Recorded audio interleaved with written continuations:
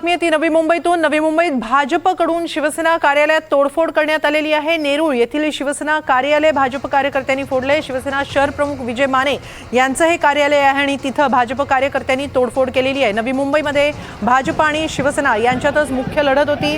तिथं भाजपचे गणेश नाईक आणि शिवसेना शिंदेगडाचे मुख्य नेते एकनाथ शिंदे यांच्यातही बराच शाब्दिक वाद रंगला होता। जोरदार आरोप प्रत्यारोप रंगले होते आणि त्यात भाजपनं तिथं नवी मुंबईमध्ये सत्ता काबीज केलेली आहे। 111 पैकी 62 जागांवर भाजपनं विजय मिळवलेला आहे। तर दरम्यान या विजयानंतर जल्लोषाच्या भरात भाजप कार्यकर्ते हे शिवसेनेचे शहर प्रमुख विजय माने यांच्या कार्यालयाजवळ आले। तिथं कार्यकर्त्यांनी कार्यालयात तोडफोडही केल्याचं दिसतंय। नेरूळ येथील हे कार्यालय आहे शिवसेनेचं, ते कार्यालय भाजप कार्यकर्त्यांकडून फोडण्यात आले।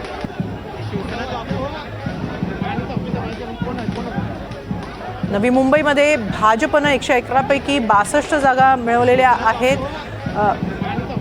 66 जागा मिळवलेल्या आहेत आणि तिथं त्यांनी सत्ता काबीज केलेली आहे। मात्र जल्लोष करताना आता हे तोडफोडीचे प्रसंग सुद्धा, काही गोंधळाचे प्रसंग सुद्धा उद्भवताना दिसत आहेत। नवी मुंबईत शिवसेना कार्यालयात तोडफोड करण्यात आलेली आहे भाजप कार्यकर्त्यांकडून।